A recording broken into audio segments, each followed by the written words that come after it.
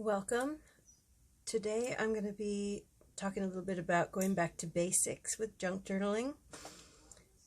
I know there are so many beautiful elements and resources and things that people have created that you can purchase for your journals, and I'm not opposed to supporting these creators, but not everybody can afford to purchase all the beautiful elements when they're creating their journals. So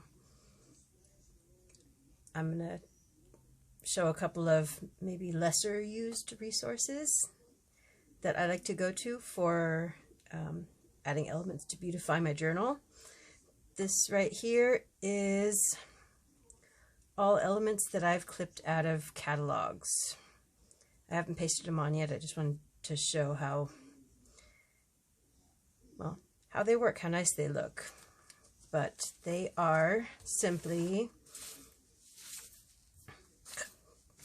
fussy cut directly from the catalog pages.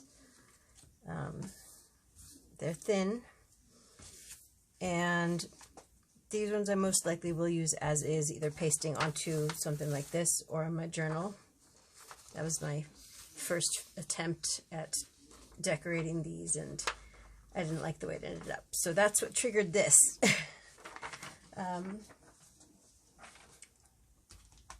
These are catalogs that I use frequently.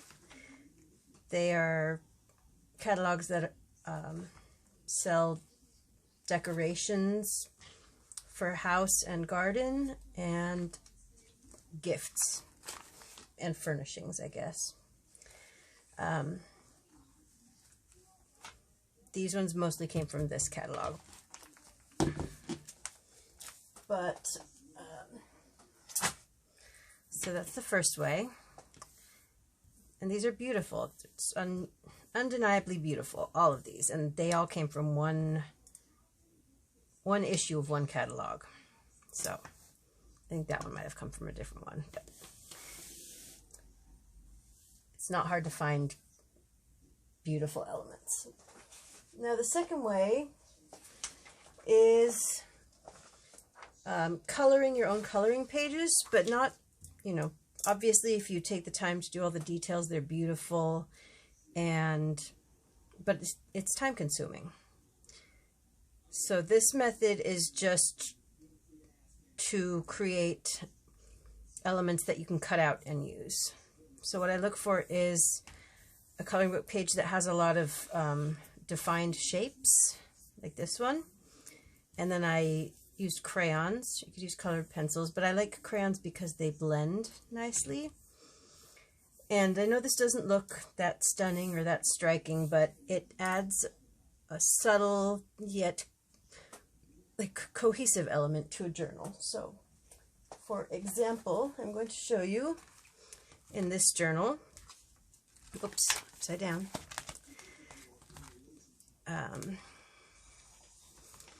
This is also a coloring book page that I shaded in as a gradient, just using different colors that blended in with each other. And these are all the places in my journal where I used this element. This is just kind of an ugly broom, so now I made it into, I don't know what it is, but I like it better.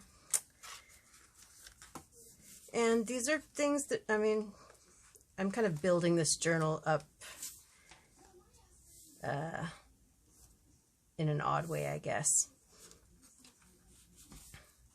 But it's my guinea pig journal, I guess. I'm using it to try things out. And so far, I like this a lot because I can always add more elements to it, keep collaging, placing stuff on top of it. See, there's something from a catalog that I put right in. Anyways, yeah. So, as a child, I was never that fond of crayons because they always looked streaky to me, which you can kind of see here at the edges. But there's a very easy way to get rid of the streaking. So this is one that I colored using Crayola metallic colors of crayons, and you just take either a Q-tip or this is just a cotton pad, and you just kind of rub it, blend the colors together. It'll get rid of the streaks. Sometimes if you layer a second color on top of where there's an area that's very streaky, it will get better. Anyways, I don't want to bore you the whole time showing you and making this desk wiggle. I miss filming outside. It's been over 100, I think it was over 110 today, so it definitely negates going outside. But you can see it kind of smooths out. I take some elbow grease and I end up creasing the paper usually a bit, but it gets rid of the white areas a bit and kind of tones down the areas that are super thick.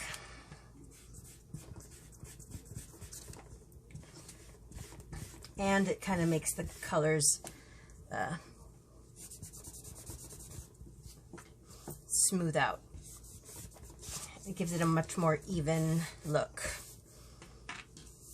So compared to that, it's looking a little better. Here. Ignore the edge where it's still streaky. I won't bore you by doing that all the way through. I will show you, once you have these elements, also with the coloring book pages, if you want to make them more sturdy or you want to save them even, you can paste them onto cardstock. This is cardstock that came in a packet that I got from the thrift store, and it was already printed on, so I couldn't really use it the way I wanted to. So instead I'm pasting these on here.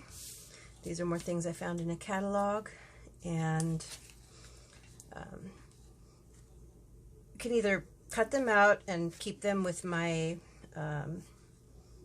my fussy cut ephemera elements, or if it's easier to store them this way, store them like this. I think for now I'm going to keep them like this because my ephemera box is not suited for larger sized elements right now. I need to figure out a better way to keep those. And this is a fully blended coloring page. You can see all the streaks are gone. So yeah, just keep rubbing until everything's blended in. And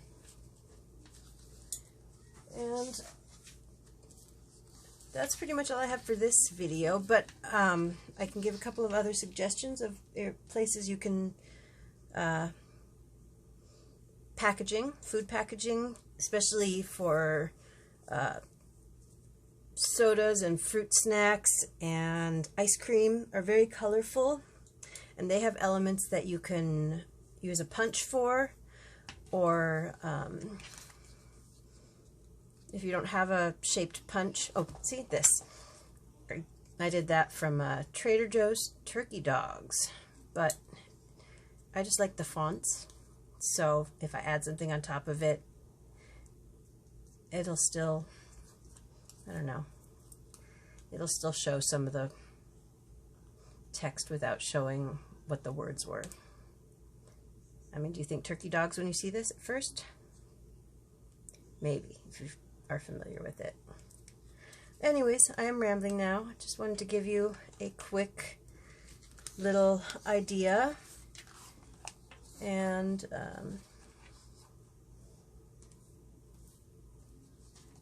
thank you for watching. Happy crafting.